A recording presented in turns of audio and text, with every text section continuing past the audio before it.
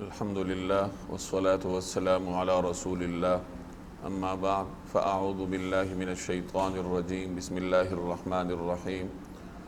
واصحاب الشمال ما اصحاب الشمال فی سموم وحمیم وظل من یحموم لا بارد ولا کریم۔ واصحاب الشمال، اور جو بائیں ہاتھ والے ہیں، ما اصحاب الشمال، کیا بتائیں بائیں ہاتھ والے کیا ہیں، فی سموم و حمیم، وہ ہوں گے تپتی ہوئی لو میں، وحمیم، اور کھولتے ہوئے پانی میں،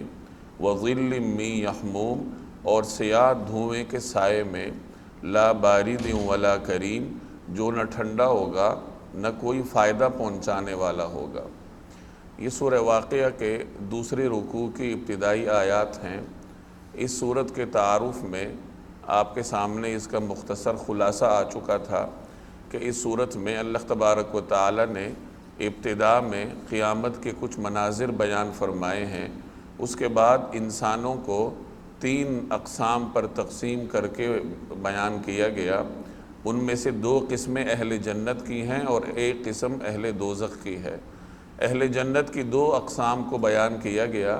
یا اہل جنت کے 2 گروہوں کا بیان اس سورت کے پہلے رکوع میں موجود ہے۔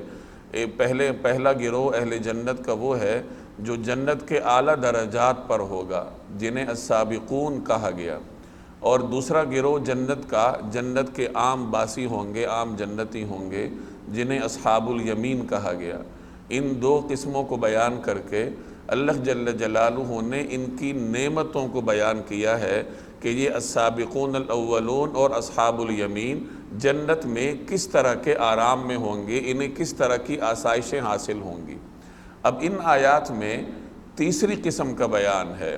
جو کہ اہل جہنم ہوں گے، یعنی انسانوں کی 3 اقسام میں سے 2 اقسام کا بیان ہو چکا۔ اب یہاں سے تیسری قسم کا بیان ہے جو جہنم والے ہوں گے، جنہیں اللہ تبارک و تعالی نے یہاں اصحاب الشمال کہہ کر مخاطب کیا کہ جو بائیں ہاتھ والے ہیں۔ بائیں ہاتھ والوں کا مطلب جنہیں بائیں ہاتھ میں نامہ اعمال دیا جائے گا۔ گزشتہ درس میں آپ نے پڑھا تھا کہ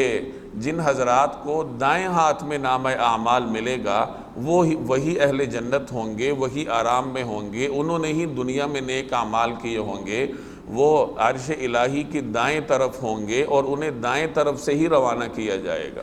اور جنہوں نے دنیا میں برے اعمال کیے ہوں گے انہیں بائیں ہاتھ میں نامہ اعمال تھمایا جائے گا، اور وہ بائیں ہاتھ پر ہوں گے اور بائیں طرف ہی انہیں روانہ کر کے جہنم کی طرف روانہ کیا جائے گا۔ تو یہاں سے ان بائیں طرف والوں کا بیان ہے۔ تو فرمایا وَأَصْحَابُ الشِّمَالِ، اور جو بائیں ہاتھ والے ہیں، ما اصحاب الشمال، کیا بتائیں کہ وہ بائیں ہاتھ والے کیا ہیں، یعنی وہ کتنے دردناک صورتحال سے دوچار ہوں گے، انہیں کس طرح کی سزاؤں کا سامنا کرنا پڑے گا، یہ انسان کی تصور سے ہی باہر ہے۔ تو فرمایا کہ کیا بتائیں کہ بائیں ہاتھ والے کیا ہیں، کہ انہیں کن طرح کے دردناک صورتحال کا سامنا کرنا پڑے گا، اور وہ صورتحال کیا ہوگی، فی سموم، تپتی ہوئے لو میں ہوں گے۔ سموم کہتے ہیں گرم ہوا کو، جس طریقے سے جون جولائی میں تپتی ہوئی لو چلتی ہے، تو یہاں جہنم میں چلنے والی گرم ہوا کو بیان کیا گیا۔ سم عربی زبان میں زہر کو کہتے ہیں، تو بعض مفسرین فرماتے ہیں کہ وہ ایسی ہوا ہوگی جو زہر آلود ہوگی، متعفن ہوگی، کہ جب انسان اس ہوا کا سامنا کرنا پڑے گا تو جس طریقے سے دنیا میں اگر زہریلی گیس پھیل جائے اور انسانوں کو تباہی کا سامنا کرنا پڑتا ہے، تو جہنم کی ہوا میں بھی اسی قسم کی خصوصیات ہوں گی۔ اسی طریقے سے عربی زبان میں ایک لفظ سم آتا ہے جو سوئی کی نوک کو کہتے ہیں، جیسے قرآن کریم میں بھی اس کا ذکر ہے کہ حتیٰ یلج الجمل فی سم الخیاط، تو چونکہ وہ ہوا انسان میں گھس کے اس کے مسامات میں سے گزرے گی، اور جہاں سے وہ گزرے گی تو اس جگہ پر تباہی سے انسانی جسم کو دوچار کرے گی، اس کی آنتوں تک کو کاٹ ڈالے گی۔ اس وجہ سے اس ہوا کا نام یہاں سموم ذکر کیا گیا۔ تو سموم کا مطلب تپتی ہوئی لو۔ حمیم کہتے ہیں کھولتے ہوئے پانی کو۔ وَظِلٍّ مِّن یحموم، یحموم کا مطلب یہاں دھواں ہے، اور ظل کہتے ہیں سائے کو، کہ سیاہ دھوئیں کے سائے میں۔ دنیا میں پانی اور ہوا یہ انسان کے لیے ٹھنڈک اور سکون کی علامت ہوتی ہے، کہ جب آدمی کو گرمی لگتی ہے، گرمی سے پریشان ہوتا ہے تو جا کر پانی سے غسل کر لیتا ہے۔ اسی طریقے سے باہر ہوا میں نکلتا ہے تو ہوا اور پانی عام طور پر انسانوں کے لیے ٹھنڈک کا سبب ہوتی ہیں۔ ہاں دنیا میں بھی گرم ہوا اور گرم پانی ہوتا ہے، اور بعض اوقات انسان کے لیے تکلیف دہ بھی ہوتا ہے، لیکن عام طور پر دنیا میں ہوا اور پانی کو انسان کے لیے راحت کا سبب سمجھا جاتا ہے۔ تو جو چیزیں دنیا میں راحت کے اسباب میں سے شمار ہوتی ہیں، قیامت والے دن اہل جہنم کے لیے وہی چیزیں تکلیف دہ بنا کر پیش کی جائیں گی۔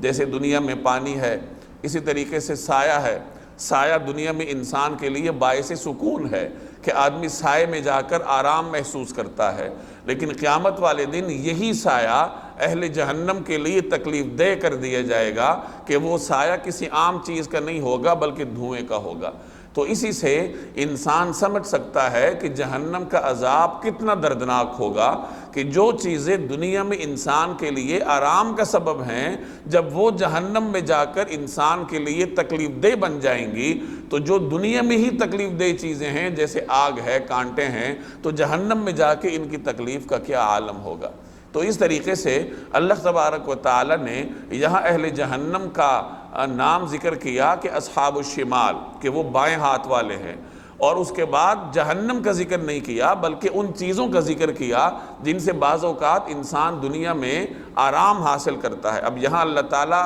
براہ راست آگ کا بھی ذکر کر سکتا تھا کہ جو اصحاب الشمال ہیں وہ آگ کا شکار ہوں گے، آگ میں ہوں گے، لیکن چونکہ آگ دنیا میں بھی تکلیف کا سبب بنتی ہے، اللہ جل جلالہ نے ہوا، پانی اور دھوئیں کے ذریعے ان کو تکلیف سے دوچار کرنے کا ذکر کر کے گویا مجھے اور آپ کو یہ پیغام دیا کہ جو چیزیں دنیا میں آرام کا سبب بنتی ہیں، جہنم میں جا کر وہ جب تکلیف کا سبب بنیں گی تو اسی سے اندازہ لگا لیجئے کہ جو چیزیں دنیا میں ہی تکلیف کا سبب ہیں، جہنم میں جا کے ان کی تکلیف کا کیا عالم ہوگا، انسان تصور بھی نہیں کر سکتا۔ تو یہاں فرمایا کہ وہ تپتی ہوئی لو میں ہوں گے، کھولتے ہوئے پانی میں ہوں گے، اور سیاہ دھوئیں کے سائے میں انہیں رکھا جائے گا۔ اب آپ اس سے ایک ترتیب بھی سمجھ سکتے ہیں کہ جب اہل جہنم کو تپتی ہوئی لو سے پریشان ہو کر پانی کی حاجت پڑے گی تو انہیں جو پانی پیش کیا جائے گا وہ کوئی عام پانی نہیں ہوگا، آرام دہ پانی نہیں ہوگا، بلکہ وہ انتہائی گرم پانی ہوگا، کھولتا ہوا پانی، اور وہ پانی پینے کی وجہ سے ان کی آنتیں اور انتڑیاں کٹ کے گر جائیں گی،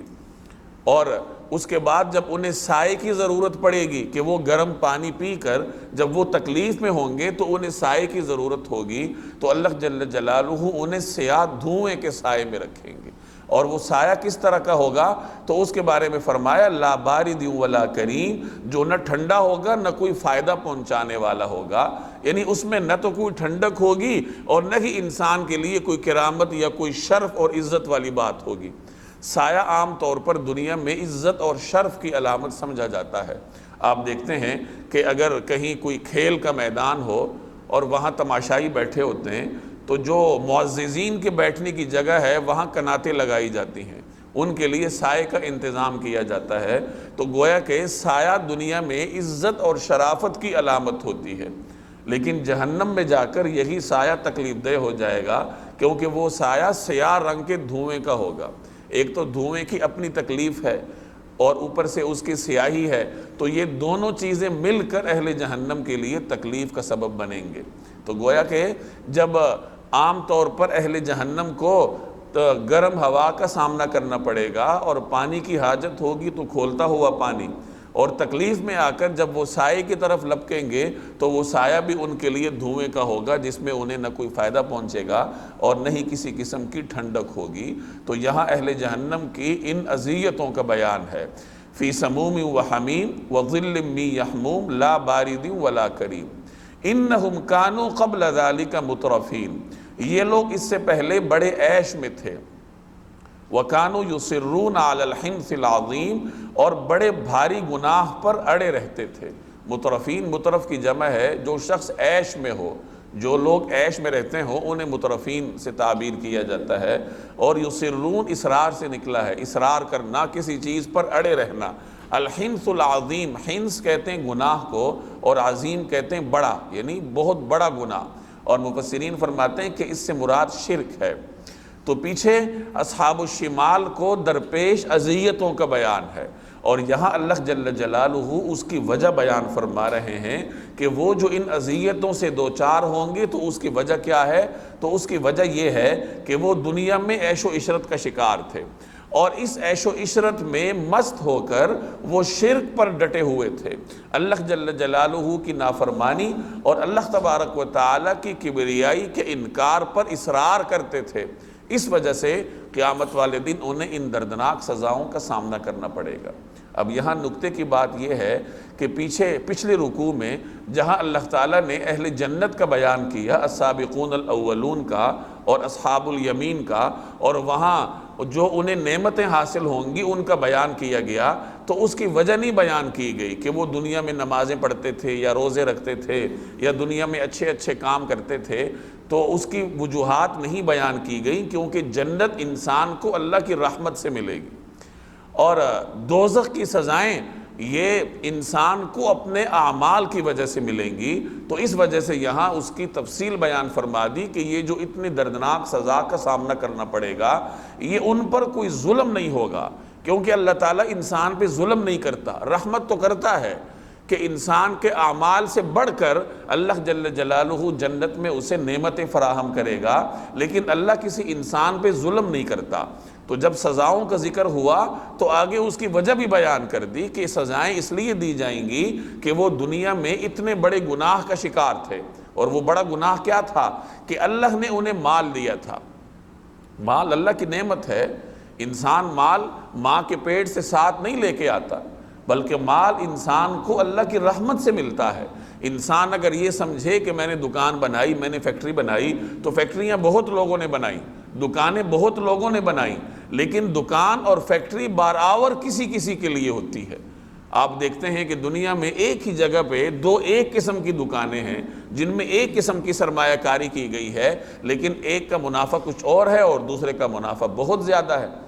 تو سبب تو انسان اختیار کرتا ہے، لیکن اس سبب میں نتیجہ اللہ ڈالتا ہے، اس سبب کو ثمر آور اللہ جل جلالہ اپنے فضل اور اپنی رحمت سے بناتا ہے۔ تو اللہ تعالیٰ نے انسان کو مال دیا، یہ اللہ کی بڑی نعمت ہے۔ اب اس نعمت کا تقاضا یہ تھا کہ اس مال کو اللہ کی اطاعت میں خرچ کیا جاتا، لیکن انسان کی گمراہی یہ ہے، اس کا جرم یہ ہے کہ وہ مال کے نشے میں مست ہو کے اللہ تبارک و تعالیٰ کو بھول جاتا ہے اور گناہوں پر اصرار کرنے لگ جاتا ہے۔ میں نے عرض کیا کہ مترفون ایسے لوگوں کو کہتے ہیں جو عیش و عشرت میں مست ہوتے ہیں۔ عیش و عشرت اللہ تبارک و تعالیٰ کو پسند نہیں ہے، چنانچہ ایک روایت میں آتا ہے کہ الا ان عباد اللہ لیسوا بالمتنعمین، کہ جو اللہ کے بندے ہیں وہ نعمتوں میں عیش و عشرت کا شکار نہیں ہوتے، وہ اپنے لیے عیش و عشرت تلاش نہیں کرتے۔ دنیا میں تین قسم کے لوگ ہیں، ایک تو وہ ہیں جو غریب غربا ہیں، جنہیں بنیادی سہولیات بھی میسر نہیں ہے، اللہ تبارک و تعالیٰ نے انہیں رزق کم دیا ہے۔ دوسرے نمبر پر وہ لوگ ہیں جو متوسط طبقے کے لوگ ہیں، جنہیں بنیادی ضروریات حاصل ہیں اور وہ دنیا میں عزت کی زندگی بسر کر سکتے ہیں۔ تیسرے نمبر پر وہ لوگ ہیں جو حد درجے عیش و عشرت میں ہیں، جن کی دولت کی کوئی انتہا نہیں ہوتی، اور عام طور پر وہ لوگ اپنی دولت میں مست ہو کے اللہ تبارک و تعالیٰ کو بھول جاتے ہیں۔ تو ایک مومن کے لیے بہترین زندگی متوسط زندگی ہے کہ وہ دنیا میں حسب ضرورت اپنے لیے کمائے اور اپنی ضروریات پوری کرے اور بقیہ اوقات اللہ تبارک و تعالیٰ کی اطاعت میں خرچ کرے۔ ایک بات سمجھ لیجئے کہ مال کمانا اور مال میں اضافہ کرنا یہ مسلمان کے لیے ممنوع نہیں ہے۔ مسلمان جائز حدود میں رہتے ہوئے مال کما سکتا ہے، اور جتنا کمائے کما سکتا ہے، اپنی دولت کو بے انتہا حدود تک بھی پہنچا سکتا ہے، لیکن جائز حدود میں رہتے ہوئے۔ البتہ یہ اس پر پابندی ہوگی کہ جب اللہ تعالیٰ اسے دولت مند بنائے تو وہ اس دولت کے نشے میں چور نہ ہو، وہ دنیا میں ایسے نہ کرے جیسے عام طور پر دولت مند کرتے ہیں۔ آپ دیکھتے ہیں سرمایہ داروں کو کہ جب وہ سرمایے کے نشے میں مست ہوتے ہیں تو ان کے دل سخت ہو جاتے ہیں، اور پھر یہ سخت دل دو قسم کے جرائم ان سے صادر کرواتے ہیں۔ عام طور پر دو قسم کی عادتیں ان میں پیدا ہوتی ہیں۔ پہلے نمبر پر وہ اللہ سے دور ہوتے ہیں، اور دوسرے نمبر پر وہ بندوں سے بھی دور ہوتے ہیں۔ اللہ سے اس طرح دور ہوتے ہیں، اس کی اطاعت نہیں کرتے، نماز نہیں پڑھتے، اور اللہ کی فرمانبرداری سے دور بھاگتے ہیں، اور چونکہ ان کے دل سخت ہوتے ہیں تو وہ بندوں کے حقوق میں بھی کمی کرتے ہیں۔ باوجود اربوں روپے کمانے کے وہ ملازمین کو چند ٹکے ماہانہ مشاہرہ دیتے ہیں۔ آپ دیکھ لیجئے، یہ جو بڑے بڑے لوگ ہیں، بڑے بڑے سرمایہ دار، ان کے ڈرائیوروں کا حال دیکھ لیں، ان کے گھریلو ملازمین کا حال دیکھ لیں۔ عام طور پر یہ بڑے سرمایہ دار لوگ اپنے گھریلو ملازمین کو کھانا تک نہیں دیتے، حالانکہ ایک سرمایہ دار کے گھر میں کتنا کھانا پکتا ہے، اس کے گھر میں اتنا کھانا پکے کہ وہ پورے محلے کو دینا چاہے تو وہ دے سکتا ہے، جو کھانا ان سے بچتا ہے۔ لیکن اس کے باوجود آپ کو بہت سارے سرمایہ دار ایسے ملیں گے جو اپنے گن مینوں کو، اپنے ڈرائیوروں کو، اپنے ملازمین کو کھانا تک فراہم نہیں کرتے، اور اگر کھانا دیں گے تو ان کے لیے الگ پکوائیں گے، اور عام طور پر ایسے بھی لوگ آپ کو دیکھنے کو ملیں گے جو اس کھانے کے بدلے میں ان سے کٹوتیاں کرتے ہیں، اور تنخواہ کے نام پہ اتنی تنخواہ دیتے ہیں کہ ایک غریب آدمی، ایک غریب ڈرائیور، ایک غریب ملازم، ایک غریب چوکیدار اپنی ماہانہ آمدن ہی اس سے پوری نہیں کر سکتا۔ وہ کرائے کے گھر میں رہتا ہوگا، اس کے بوڑھے والدین ہوں گے، اور اس کو تنخواہ اتنی ملتی ہے کہ وہ انہیں ضروریات فراہم کرنے سے بھی عاجز رہتا ہے، اور وہ 3 وقت اس سرمایہ دار کے گھر کے کچن میں پکنے والے کھانے کی خوشبوؤں کو سونگھتا ہے، لیکن عام طور پر اسے وہ چیزیں میسر نہیں ہوتی۔ نبی کریم صلی اللہ علیہ وسلم امت پر اتنے رحیم تھے کہ آپ صلی اللہ علیہ وسلم نے لوگوں کو پابند کیا کہ جو ملازم تمہارے لیے کھانا بناتا ہے اور وہ اس کے مشقت کو برداشت کرتا ہے، اس کی گرمی کو برداشت کرتا ہے، تو اس کھانے میں سے اس ملازم کو بھی حصہ دو۔ اگر تم اس کو ساتھ بٹھا کر نہیں کھلا سکتے تو کم از کم اس کے ہاتھ پہ چند لقمے ہی رکھ دو، تاکہ نفسیاتی طور پر وہ کچھ تو اپنے آپ کو معزز محسوس کرے کہ میری عزت کی جا رہی ہے، مجھے کچھ دیا جا رہا ہے۔ لیکن ملازم کو جانوروں کے درجے میں رکھنا، اپنے لیے کچھ اور پکوانا، ملازم کو کچھ اور پکوانا، تو یہ سرمایہ دارانہ نظام کے نتائج ہیں جو ہمارا معاشرہ بھگت رہا ہے، کہ ایک آدمی اربوں روپے کا مالک ہے، اپنے ملازم کو کچھ دینے سے قاصر ہے۔ اور پھر ایسے بھی لوگ آپ نے دیکھے ہوں گے جو کار خیر میں بھی حصہ لیتے ہیں،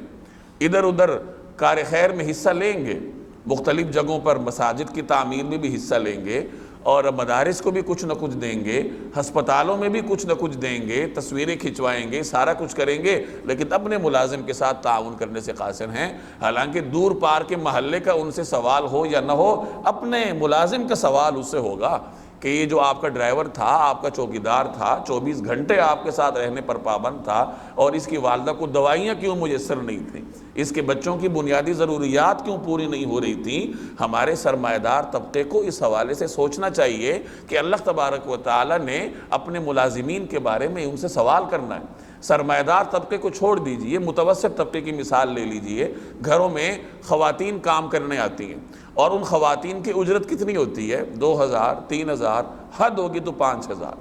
اور اس ظلم کا شکار،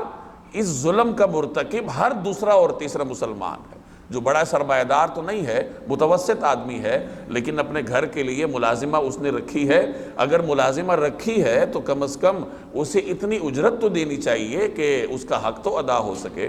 اگر ایک خاتون آپ کے گھر میں 4-5 گھنٹے روزانہ کام کرتی ہے تو اس کا مطلب یہ ہے کہ وہ اور کچھ نہیں کر سکتی، اور وہ کسی مجبوری کی وجہ سے کام کر رہی ہے۔ کون سی خاتون ہے جو کہ اپنی مرضی سے دوسرے کے گھروں میں جا کے کپڑے دھوئے، صفائی ستھرائی کا کام کرے؟ ہر انسان کو اپنی مجبوریاں درپیش ہوتی ہیں، اور وہ مجبوریوں کی وجہ سے باہر نکل کر کام کرتی ہیں۔ تو جن حضرات کو اللہ نے توفیق دی ہے کہ وہ گھروں میں ملازمائیں رکھتے ہیں اور ملازمین رکھتے ہیں، تو انہیں سوچنا چاہیے کہ ہمیں ان کو اتنی اجرت تو دینی چاہیے کہ ان کی بنیادی ضروریات تو پوری ہوں، ان کا حق تو کسی نہ کسی حد تک ادا کرنے کی کوشش کرنی چاہیے۔ مغربی تہذیب نے خاتون کو گھر سے باہر تو نکال دیا، لیکن مغرب خود خواتین کو اجرت کم دیتا ہے۔ تو بہرحال گھروں میں اگر ملازمائیں ہیں تو انسان کی ضروریات ہوتی ہیں، اگر کسی کو اللہ نے وسعت دی ہے تو وہ ضرور رکھے، لیکن اسے اجرت اتنی دے جو اس وقت کا کچھ نہ کچھ نعم البدل ثابت ہو سکے۔ تو اللہ تبارک و تعالی نے یہاں ان اہل عیش کا ذکر کیا ہے جو اللہ کی نعمتوں میں سر سے لے کے پاؤں تک غرق ہیں، لیکن بجائے یہ کہ وہ نعمتیں ان کے اندر عاجزی پیدا کرے، وہ نعمتیں ان کے دل کو اور سخت کر دیتی ہیں۔ تو ایسے عیاش لوگوں کی اللہ تبارک و تعالی نے یہاں پر مذمت بیان کی ہے۔ وہ یوں بھی تو کر سکتے تھے کہ اللہ کی نعمتوں کا احساس کرتے اور ان نعمتوں کو ویسے ہی خرچ کرتے جیسے اللہ تبارک و تعالی کا حکم ہے۔ دنیا میں ایسے سرمایہ دار بھی آپ نے دیکھے ہوں گے جن کی وجہ سے ہزارہا لوگوں کے گھروں میں چولہے جلتے ہیں، جو لوگوں میں راشن تقسیم کرتے ہیں، جو لوگوں کا خیال رکھتے ہیں، اپنے ملازمین کا بھی خیال رکھتے ہیں، باہر جا کے دوسرے لوگوں کا بھی خیال رکھتے ہیں، تو ایسے بھی صاحب ثروت لوگ ہیں۔ تو گویا دولت اپنی ذات میں کوئی بری چیز نہیں ہے، بلکہ یہ تو اللہ کی نعمت ہے، اور جو اللہ کی نعمت جتنی زیادہ اس کو مل جائے اتنا ہی اس کو شکر ادا کرنا چاہیے۔ ہاں وہ دولت جو انسان کے دل کو سخت کر دے، اس کو عیاشی پر مائل کرے، اس کے دل میں ایسی سختی پیدا کرے کہ وہ اللہ سے بھی دور ہو جائے اور بندوں پر بھی ظلم کرنے لگ جائے، تو ایسی دولت انسان کو جہنم لے جانے کا سبب بنتی ہے۔ تو یہاں ایسے ہی عیاش لوگوں کا ذکر اللہ نے فرمایا کہ یہ دنیا میں عیاشی کرتے تھے اور دولت کے نشے میں چور ہو کر گناہوں پر اصرار کرتے تھے، اللہ تبارک و تعالی کی نافرمانی پر اڑے رہتے تھے۔ وَكَانُوا يَقُولُونَ أَإِذَا مِتْنَا وَكُنَّا تُرَابًا وَعِظَامًا أَإِنَّا لَمَبْعُوثُونَ۔ وَكَانُوا يَقُولُونَ، اور وہ کہا کرتے تھے، أَإِذَا مِتْنَا، کہ کیا جب ہم مر جائیں گے، وَكُنَّا تُرَابًا وَعِظَامًا، اور مٹی اور ہڈیاں بن کر رہ جائیں گے، أَإِنَّا لَمَبْعُوثُونَ، تو کیا ہمیں دوبارہ زندہ کیا جائے گا، أَوَآبَاؤُنَا الْأَوَّلُونَ، اور کیا ہمارے پہلے گزرے ہوئے باپ دادوں کو بھی، یعنی کیا ہمیں بھی زندہ کیا جائے گا اور ہمارے آباء و اجداد کو بھی زندہ کیا جائے گا؟ چونکہ دولت کے نشے میں چور ہیں، مادیت پرست ہیں، اللہ تبارک و تعالیٰ کی قدرت پر ان کی نگاہ نہیں جاتی، تو دولت کے نشے میں چور ہو کر وہ یہ سوالات اٹھاتے تھے کہ جو کچھ ہے بس یہی دنیا کی زندگی ہے، اور ایک دفعہ مر گئے تو اس کے بعد زندہ اٹھنے کا کوئی سوال ہی نہیں ہے، کیونکہ جب ہم مر جائیں گے، ریزہ ریزہ ہو جائیں گے، تو پھر دوبارہ ہمیں کیسے کھڑا کیا جائے گا؟ گویا انبیاء کرام جو عقیدہ آخرت کی دعوت دیتے تھے، تو یہ لوگ عقیدہ آخرت کو اس طریقے سے جھٹلاتے تھے کہ ہم تو ریزہ ریزہ ہو جائیں گے، اور اس کے بعد ہمیں کون کیسے کھڑا کرے گا اور کیوں کھڑا کرے گا؟ اور جو ہمارے پہلے آباء و اجداد گزرے ہیں دسیوں سال پہلے، تو کیا ان کو بھی زندہ کیا جائے گا؟ تو اس قسم کے سوالات وہ دولت کے نشے میں چور ہو کر کرتے تھے۔ تو آگے اللہ تعالیٰ ان کا جواب دے رہا ہے، قُلْ إِنَّ الْأَوَّلِينَ وَالْآخِرِينَ لَمَجْمُوعُونَ إِلَىٰ مِيقَاتِ يَوْمٍ مَّعْلُومٍ۔ قُلْ، آپ کہہ دیجئے، إِنَّ الْأَوَّلِينَ وَالْآخِرِينَ، یقیناً سب اگلے اور پچھلے لوگ، لمجموعون، ضرور اکٹھے کیے جائیں گے، الی میقات یوم معلوم، ایک متعین دن کے لیے طے شدہ وقت پر۔ یہ تمام لوگ، چاہے وہ اولین ہو یا آخرین ہو، پہلے گزرے ہوئے لوگ ہوں یا بعد میں آنے والے لوگ ہوں، یہ تمام ایک مقررہ وقت پر، ایک مقررہ دن اللہ تبارک و تعالیٰ کی بارگاہ میں پیش کیے جائیں گے۔ ثم انکم ایھا الضالون المکذبون، پھر اے جھٹلانے والے گمراہ ہو تم لوگوں کو، ثم انکم، اور پھر تم لوگوں کو، ایھا الضالون، اے گمراہ، المکذبون، اور جھٹلانے والے لوگوں، لآکلون،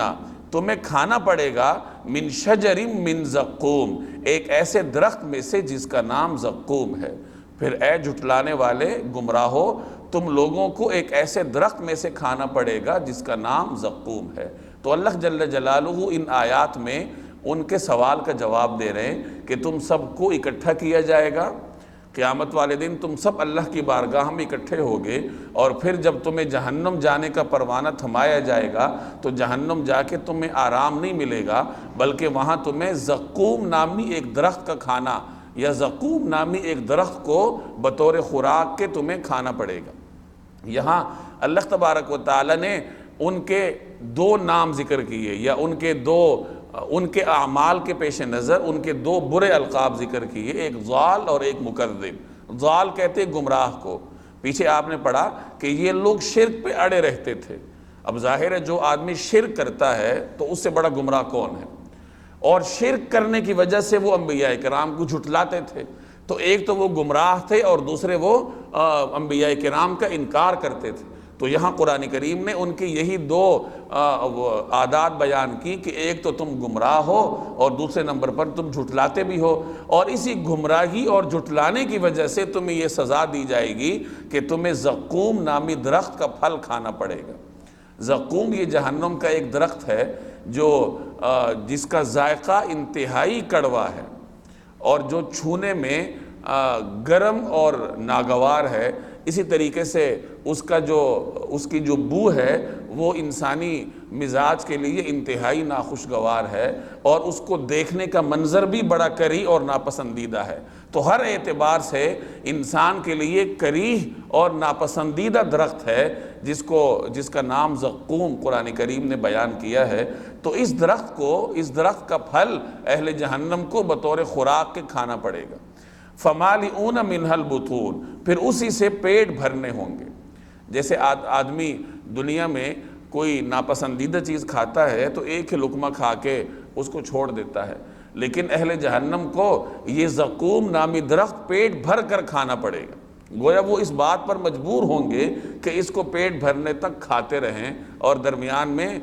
چھوڑنے پر پابندی ہوگی۔ جیسے فرمایا کہ اسی سے تمہیں پیٹ بھرنا ہوگا، یعنی وہ تمہیں پیٹ بھر کر کھلایا جائے گا اور وہی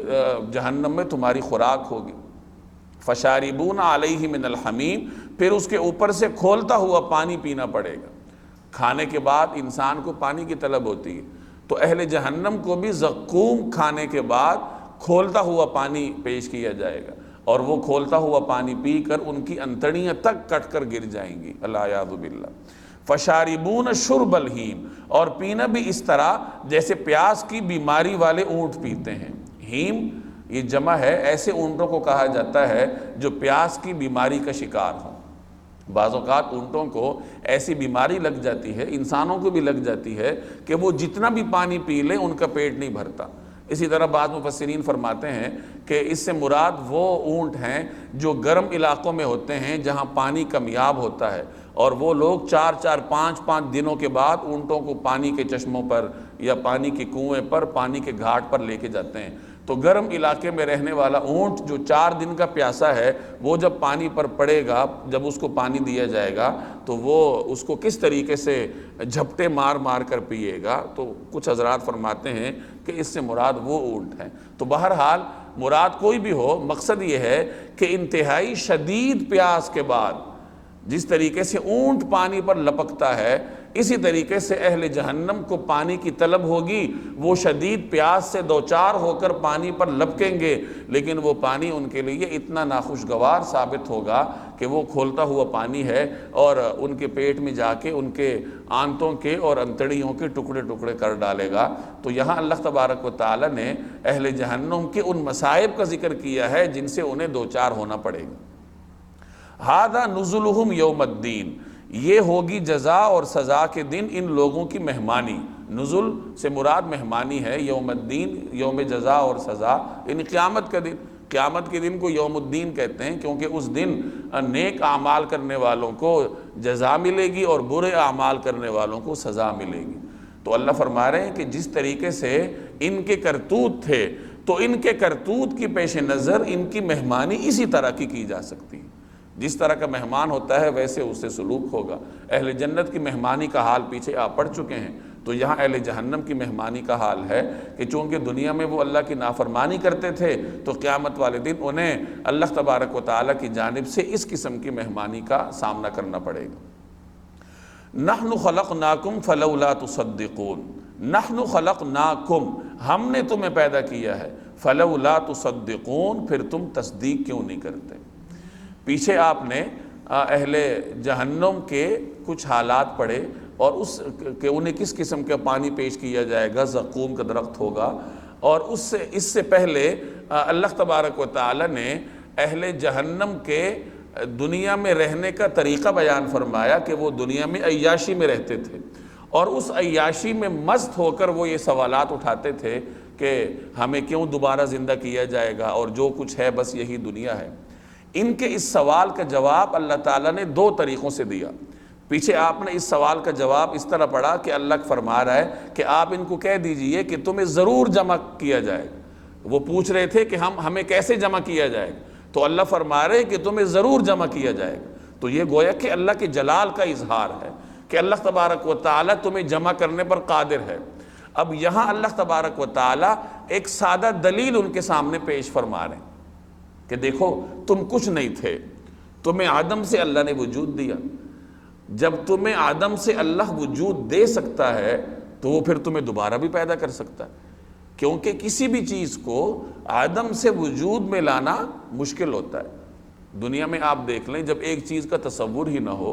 تو اس کو ایجاد کرنا مشکل ہے۔ کوئی اس کو ایجاد کرتا ہے اور وہ چیز پھر اسی کی طرف منسوب ہوتی، اور جب ایک مرتبہ کسی چیز کا تصور آ جائے اور وہ بن جائے، لوگوں کے سامنے آ جائے، پھر اگر اس میں ٹوٹ پھوٹ ہو جائے تو دوبارہ اس کو بنانا آسان ہوتا ہے۔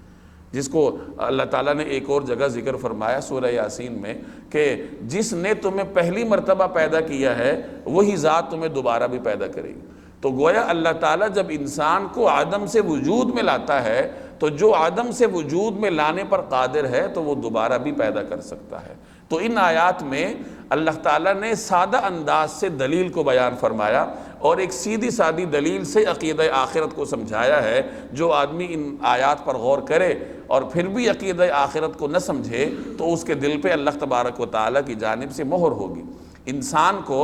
اللہ تعالیٰ نے جو پیدا کیا، پہلا انسان مٹی سے پیدا ہوا۔ حضرت آدم علیہ السلام کو اللہ تبارک و تعالیٰ نے مٹی سے پیدا کیا، اور اس کے بعد آنے والے تمام انسان قطرہ آب سے پیدا ہوتے ہیں۔ پانی کے قطرے سے اللہ تعالیٰ ماں کے رحم میں انسان کی تخلیق کرتا ہے، چاہے مٹی ہو یا انسان کی پیدائش کا سبب بننے والا قطرہ آب ہو۔ یہ دونوں چیزیں دنیا میں حقیر سمجھی جاتی ہیں۔ تو اللہ تبارک و تعالیٰ نے مٹی اور قطرہ آب سے انسان کو پیدا کیا، گویا کہ ایک پیغام دیا کہ جس چیز کو عام طور پر کمتر سمجھا جاتا ہے، اسی کمتر چیز سے میں ایسا انسان پیدا کر دیتا ہوں جس کو اللہ تعالیٰ تمام توانائیاں بھی دیتا ہے اور دنیا میں پھر وہ کر و فر کے ساتھ زندگی بسر کرتا ہے۔ تو یہ اللہ تبارک و تعالیٰ کی قدرت ہے، اور جو ذات اتنی قدرت رکھتی ہو تو وہ دوبارہ زندہ کرنے پر کیسے قادر نہیں۔ تو اللہ تعالیٰ نے یہاں اسی مضمون کو بیان فرمایا، نحن خلقناکم، ہم نے تمہیں پیدا کیا، فلولا تصدقون، پھر بھی تم تصدیق نہیں کرتے۔ اب آگے اسی تخلیق کی کچھ تفصیل کا بیان ہے۔ افرأیتم ما تمنون، افرأیتم، ذرا یہ بتلاؤ، ما تمنون، کہ جو نطفہ تم ٹپکاتے ہو، اانتم تخلقونہ، کیا تم اسے پیدا کرتے ہو، ام نحن الخالقون، یا ہم پیدا کرنے والے ہیں۔ انسان صرف اتنا کر سکتا ہے کہ وہ عورت کے رحم میں نطفہ ٹپکا دے، اب اس کے بعد اس نطفے کو مختلف مراحل سے گزار کر انسان کی شکل دینا، یہ براہ راست اللہ تعالیٰ کی قدرت سے ہوتا ہے۔ اس میں باپ کی یا انسان کی کسی قسم کی کوشش کا عمل دخل نہیں ہے۔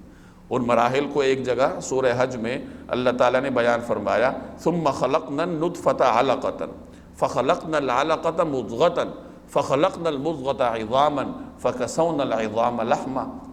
انسان عورت کے پیٹ میں، ایک شوہر اپنی بیوی کے رحم میں نطفہ ٹپکا دیتا ہے، اب آگے اللہ تعالیٰ اسے مختلف مراحل سے گزارتا ہے۔ ثم خلقنا النطفة علقة، پھر ہم اس نطفے کو علقہ، ایک لوتھڑے سے بدلتے ہیں، فخلقنا العلقة مضغة، اور پھر اس جمے ہوئے خون کو ہم ایک گوشت کا لوتھڑا بنا دیتے ہیں، مضغہ بنا دیتے ہیں، فخلقنا المضغة عظاما فكسونا العظام لحما، اور اس کے بعد اللہ تعالیٰ پھر اس سے انسان کی تخلیق کرتا ہے، ہڈیاں بنا دیتا ہے، اور ان ہڈیوں کے اوپر گوشت چڑھا دیتا ہے، اور ایک انسان کی شکل بن جاتی ہے، اور اس میں روح بھی ڈالی جاتی ہے۔ ایک روایت میں اس کی مزید تفصیل کا بیان ہے کہ ان تمام مراحل کے درمیان 40 دن کا وقفہ ہوتا ہے، گویا کہ 40 دن تک نطفہ ماں کے پیٹ میں نطفے کی شکل میں رہتا ہے، 40 دن کے بعد وہ جمے ہوئے خون کی شکل اختیار کر لیتا ہے، علقہ بن جاتا ہے، اور پھر 40 دن کے بعد وہ گوشت کا لوتھڑا بن جاتا ہے، اور اگلے 40 دن کے بعد اللہ تعالیٰ پھر اس میں روح ڈالتے ہیں، وہ باقاعدہ انسان بنتا ہے۔ گویا کہ 4 مہینوں یعنی 120 دن کے بعد پھر ماں کے پیٹ میں بچے میں روح ڈال دی جاتی ہے اور اس کے بارے میں لکھ دیا جاتا ہے کہ یہ نیک بخت ہوگا، بدبخت یا بدبخت ہوگا، یا پھر کتنا رزق ملے گا، کتنی عمر ہوگی، تو یہ تمام چیزیں اللہ تعالیٰ کے حکم سے فرشتہ لکھ لیتا ہے۔ اب یہ تمام تر مراحل سے اس نطفے کو کون گزارتا ہے؟ اللہ تعالیٰ گزارتا ہے۔ اللہ تعالیٰ اپنی قدرت کا اظہار کر رہا ہے کہ میں تمہیں ایک ناپاک قطرے سے وجود دیتا ہوں۔ وہ قطرہ اگر کپڑے کو لگ جائے تو کپڑا دھونا پڑتا ہے، جسم کو لگ جائے تو جسم دھونا پڑتا ہے، لیکن اسی ناپاک قطرے سے اللہ تعالیٰ ایسا بچہ بنا کر والدین کو دیتا ہے کہ والدین اس کو چومتے ہوئے تھکتے نہیں ہیں۔ تو یہ اللہ تبارک و تعالیٰ کی قدرت ہے، اور جو ذات اتنی قدرت رکھتی ہو تو اس کے بارے میں یہ کیسے سوچا جا سکتا ہے کہ وہ انسان کو دوبارہ پیدا نہیں کر سکتی؟ تو اللہ تعالیٰ نے یہاں بڑے سادہ انداز سے تفصیل کے ساتھ عقیدہ آخرت کو بیان فرمایا، اپنی قدرت انسان کے سامنے رکھی کہ میں ان تمام چیزوں پر قادر ہوں۔ تو فرمایا افرأیتم ما تمنون، ذرا یہ بتلاؤ کہ جو نطفہ تم ٹپکاتے ہو اسی نطفے پہ غور کر لو، اانتم تخلقونہ، کیا تم اس کو پیدا کرتے ہو، ام نحن الخالقون، یا ہم اس کو پیدا کرتے ہیں؟ علماء فرماتے ہیں کہ اس سے مراد خود نطفہ بھی ہو سکتا ہے، کہ انسان جو نطفہ ٹپکاتا ہے وہ نطفہ انسان تو نہیں بناتا، اللہ تبارک و تعالیٰ بناتا ہے۔ انسان خوراک کھاتا ہے، اب اس خوراک کو مختلف مراحل سے اس کے جسم میں گزار کر اس سے نطفہ پیدا کرنا، اور اس نطفے میں اتنی صلاحیت رکھنا کہ اس سے آگے جا کر بچے کی ولادت ہو سکے، بچے کی پیدائش کا سبب بن سکے، تو یہ اللہ تعالیٰ کی قدرت ہے۔ تو اس سے نطفہ خود بھی مراد ہو سکتا ہے کہ اس نطفے کو کس نے پیدا کیا؟ اللہ نے پیدا کیا۔ اسی طریقے سے اس نطفے سے آگے جو بچہ بنتا ہے وہ بھی مراد ہو سکتا ہے کہ اس کو بھی پیدا کرنے والی ذات اللہ تبارک و تعالیٰ کی ہے۔ نہ تو انسان کو اپنا نطفہ بنانے پر قدرت ہے، اور نہ آگے ماں کے رحم میں اس نطفے کو مختلف مراحل سے گزارنے کی صلاحیت رکھتا ہے۔ یہ براہ راست اللہ تعالیٰ کی قدرت سے ہوتا ہے۔ نحن قدرنا بینکم الموت، ہم نے ہی تمہارے درمیان موت کے فیصلے کر رکھے ہیں۔ وما نحن بمسبوقین، اور کوئی نہیں ہے جو ہمیں اس بات سے عاجز کر سکے، اعلی ان نبدل امثالکم، کہ ہم تمہاری جگہ تم جیسے اور لوگ لے آئیں، وننشئکم، اور تمہیں ایسی حالت میں پیدا کر دیں، فی ما لا تعلمون، جسے تم نہیں جانتے، اور تمہیں پھر سے کسی ایسی حالت میں پیدا کر دیں جسے تم نہیں جانتے۔ یعنی اللہ تبارک و تعالیٰ اس بات پر قادر ہے، اسی نے ہی انسان کے لیے موت مقرر کی ہے۔ تو جو ذات انسان کو موت دیتا ہے، اس کی موت پر قادر ہے، وہ دوبارہ بھی انسان کو زندہ کر سکتا ہے۔ یعنی دلیل اسی طریقے سے پوری ہوگی کہ اللہ نے آدم سے وجود دیا، اور اس وجود کو آدم میں بھی پھر اللہ لے کے جاتا ہے۔ جب نہ ہونے سے ہونے کی طرف اللہ لایا ہے، اب ہونے سے نہ ہونے کی طرف پہ وہی لے کر گیا، تو اب وہ دوبارہ بھی وجود کی طرف لا سکتا ہے، وہ دوبارہ بھی اس بات پر قادر ہے کہ انسان کو وجود دے سکے۔ اور آگے اللہ تعالیٰ فرما رہے ہیں کہ ہم اس بات پر بھی قادر ہیں کہ تم لوگوں کو لے جائیں اور تمہاری جگہ یہاں اور لوگ لے آئیں، اور تمہیں کسی ایسی حالت میں دوبارہ پیدا کر دے جسے تم جانتے ہی نہیں ہو، کہ ہم نے تمہیں پہلی مرتبہ وجود دیا، اس وجود کے بعد تم پر موت طاری کرنا ہماری قدرت میں، اور اس موت کے بعد پھر تمہیں کوئی نیا ایسا وجود دینا جو تمہارے تصور میں بھی نہ ہو، اس پر بھی ہم قادر ہیں۔ گویا اللہ تبارک و تعالیٰ انسان پر ہر قسم کی قدرت رکھتا ہے کہ وہ کسی بھی طریقے سے انسان کے اندر اپنا تصرف کر سکے۔ تو جب وہ مکمل متصرف ہے، ہر قسم کے تصرف کا اختیار کر سکتا ہے، تو پھر ان سوالات کا کیا معنی کہ اگر ہم مٹی بن جائیں، ہڈیاں ریزہ ریزہ ہو جائیں، پھر ہم دوبارہ کیسے پیدا ہوں گے؟ تو اس طریقے سے اللہ تبارک و تعالیٰ منکرین کے اس زعم کا اور ان کے ان خیالات کا رد فرما رہا ہے۔ وَلَقَدْ عَلِمْتُمُ النَّشْأَةَ الْأُولَى فَلَوْلَا تَذَكَّرُونَ، وَلَقَدْ عَلِمْتُمْ، اور تمہیں علم ہے، النَّشْأَةَ الْأُولَى، اپنی پہلی پیدائش کا، اور تمہیں اپنی پہلی پیدائش کا پورا پتہ ہے، فَلَوْلَا تَذَكَّرُونَ، پھر تم سبق کیوں نہیں لیتے؟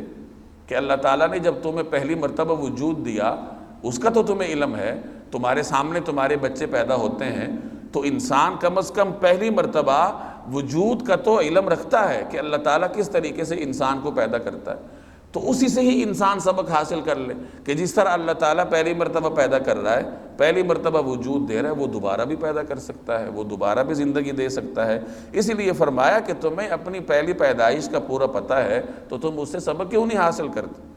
افرأیتم ما تحرثون، بھلا یہ بتاؤ کہ جو کچھ تم زمین میں بوتے ہو، حرث کھیتی کو کہتے ہیں، تو ما تحرثون جو کچھ تم زمین میں بوتے ہو،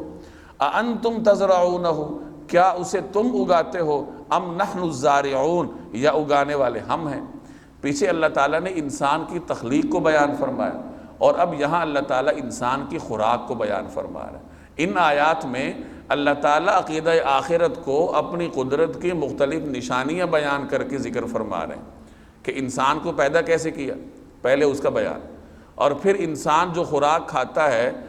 اس خوراک کو اللہ تعالیٰ بطور نشانی کی ذکر فرما رہا ہے کہ اس خوراک کو تم تک کس نے پہنچایا، اور اس خوراک کے لیے جو ایندھن استعمال کرتے ہو، جو آگ استعمال کرتے ہو، آگے اس کا ذکر بھی آئے گا۔ تو یہ نشانیاں بیان کر کے اللہ تعالیٰ مجھے اور آپ کو باور کروا رہا ہے کہ جو ان نشانیوں پر قادر ہے وہ دوبارہ بھی انسان کو زندہ کرنے پر قادر ہے۔ لہذا انسان کو اللہ تعالیٰ کی قدرت کا احساس کر کے، اللہ جل جلالہ کی قدرتوں پر نظر کر کے اس کا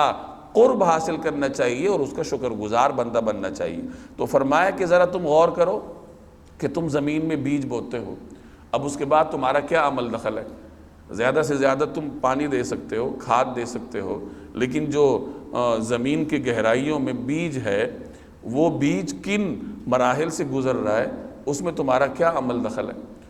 وہ ان تمام مراحل سے گزرتا ہے اور زمین کا سینہ چیر کر کومپل کی شکل میں باہر نکلتا ہے۔ پھر وہ کمزور سی کومپل ہے، کمزور سی کلی ہے، وہ ہر قسم کی ہوا کا بھی سامنا کرتی ہے، ٹھنڈی ہوا ہے، گرم ہوا ہے، سورج کی تپش ہے، ان تمام چیزوں کا سامنا کرتی ہے اور ایک تناور درخت کی شکل اختیار کر لیتی ہے۔ تو ان تمام تر مراحل سے اس بیج کو کس نے گزارا؟ انسان کے بس میں تو یہی ہے کہ وہ بیج بو دے، اور بیج بونے کے بعد وہ پانی دیتا رہے، اور وہ کیا کر سکتا ہے؟ اور ایسا بھی بکثرت ہوتا ہے کہ انسان جو بھی ذرائع اختیار کر لے لیکن وہ درخت نہیں بارآور ہوتا، وہ بیج خراب ہو جاتا ہے، یا وہ کلی خراب ہوتی ہے، یا کسی بھی مرحلے پر اس میں خرابی آ جاتی ہے اور پھل انسان تک نہیں پہنچتا، حالانکہ ذرائع اس نے پورے اختیار کیے ہیں۔ تو گویا اللہ تعالیٰ انسان کو باور کروا رہا ہے کہ تم کچھ نہیں کر سکتے، تم بیج بو سکتے ہو۔ اس بیج کو تمام مراحل سے گزارنا یہ براہ راست اللہ جل جلالہ کے تصرف میں ہے، اور اسی قدرت سے سارا کچھ ہوتا ہے۔ تو فرمایا اانتم تزرعونہ، کیا اسے تم اگاتے ہو، ام نحن الزارعون، یا اگانے والے ہم ہیں، لو نشاء لجعلناہ حطاما فظلتم تفکہون، لو نشاء اگر ہم چاہیں، لجعلناہ حطاما تو اسے چورا چورا کر ڈالیں، فظلتم تفکہون جس پر تم بھونچ کے رہ جاؤ، یعنی تم حیران و پریشان رہ جاؤ کہ یہ کیا ہو گیا۔ بل نحن محرومون، بلکہ ہم ہیں ہی بد نصیب کہ انسان نے کھیتی کاشت کر لی، اب لہلہاتی فصل ہے، وہ اس کا انتظار ہے کہ کب کٹائی ہوگی اور کب وہ کھیتی میرے پاس آئے گی، میں اس کو بیچوں گا، پیسے آئیں گے، وہ طرح طرح کے منصوبے بناتا ہے۔ اللہ فرما رہا ہے کہ اگر میں اس پر کوئی تیز ہوا بھیج دوں، کوئی طوفان آ جائے، سیلاب آ جائے، اور وہ کھیتی تباہ و برباد ہو جائے، وہ چورا چورا ہو جائے، تو تم کیا کر لو گے؟ زیادہ سے زیادہ یہی کہو گے کہ ہم تو نقصان میں پڑ گئے، ہماری تو جمع پونجی ختم ہو گئی، ہم تو بڑے بد نصیب لوگ ہیں۔ انسان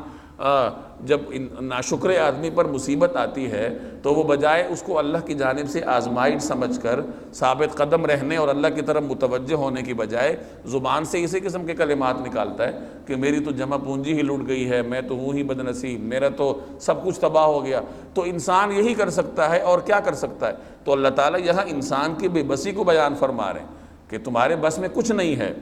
اس بیج کو زمین سے باہر نکالنا، اس کو فصل کی شکل دینا، پیداوار تمہیں مہیا کرنا، یہ تمام تر اللہ کی قدرت سے ہوتا ہے، تم کچھ نہیں کر سکتے۔ یہاں تک کہ تم آخری سٹیج میں بھی اپنی فصل سے محروم ہو سکتے ہو کہ اللہ تعالیٰ اسے چورا چورا کر ڈالے، اور تو پھر تمہارے ہاتھ سوائے کف افسوس ملنے کے اور کچھ نہیں رہتا۔ تو اس لیے اللہ تبارک و تعالیٰ کی ان نشانیوں کا ادراک رکھنا چاہیے۔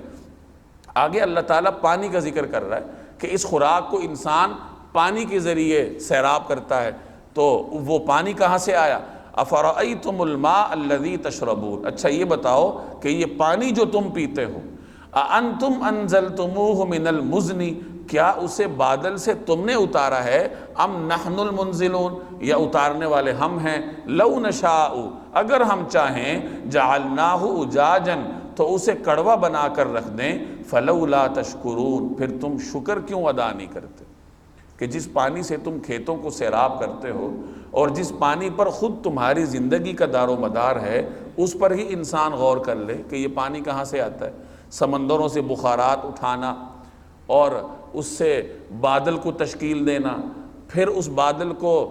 حسب ضرورت زمین کے مختلف خطوں میں برسانا، یہ کس کا کام ہے؟ اللہ تبارک و تعالیٰ کا کام ہے۔ اور پھر وہ پانی زمین میں ذخیرہ ہوتا ہے اور آپ اپنے گھر کے دروازے پر موٹر لگا کر وہ پانی آسانی سے کھینچ لیتے ہیں۔ تو یہ جو انسان اپنے آپ کو، اپنے جانوروں کو، اپنے کھیتوں کو پانی سے سیراب کرتا ہے، تو اس کو غور کرنا چاہیے کہ یہ پانی کس نے دیا؟ یہ اللہ کی نعمت ہے۔ اللہ فرما رہا ہے کہ اگر میں اس پانی کو کڑوا بنا کر تمہارے لیے ناقابل استعمال بنا دوں تو تم کیا کر لو گے؟ ایک لمحے کے لیے انسان تصور کرے کہ زمین میں جتنے پانی کے ذخائر ہیں، اگر یہ سارے کڑوے ہو جائیں اور انسان کے استعمال کے قابل ہی نہ رہیں تو آدمی کہاں جائے گا؟ اپنے بل بوتے پر وہ کیا کچھ کر لے گا؟ کتنا پانی انسان فلٹر کر لے گا؟ اور ان فلٹروں میں کی صلاحیت کس نے دی؟ اللہ نے دی ہے انسان کو۔ تو انسان کو اللہ تعالیٰ اپنی نعمت باور کروا رہے ہیں۔ چنانچہ رسول اللہ صلی اللہ علیہ وسلم کے بارے میں آتا ہے کہ جب آپ صلی اللہ علیہ وسلم پانی پیتے تھے تو یہ دعا بھی آپ صلی اللہ علیہ وسلم سے ثابت ہے، الحمدللہ الذی سقاناہ عذبا فراتا برحمتہ، کہ تمام تعریفیں اس اللہ کے لیے ہیں جس نے یہ پانی ہمیں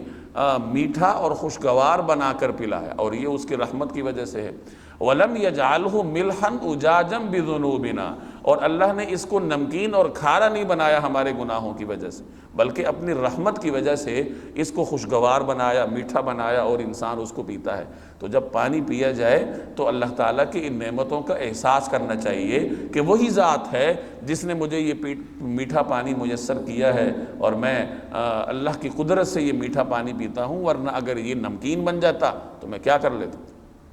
افرأیتم النار التی تورون، اچھا یہ بتاؤ کہ یہ آگ جو تم سلگاتے ہو، اانتم انشأتم شجرتہا، کیا اس کا درخت تم نے پیدا کیا ہے، ام نحن المنشئون، یا پیدا کرنے والے ہم ہیں، نحن جعلناہا تذکرۃ،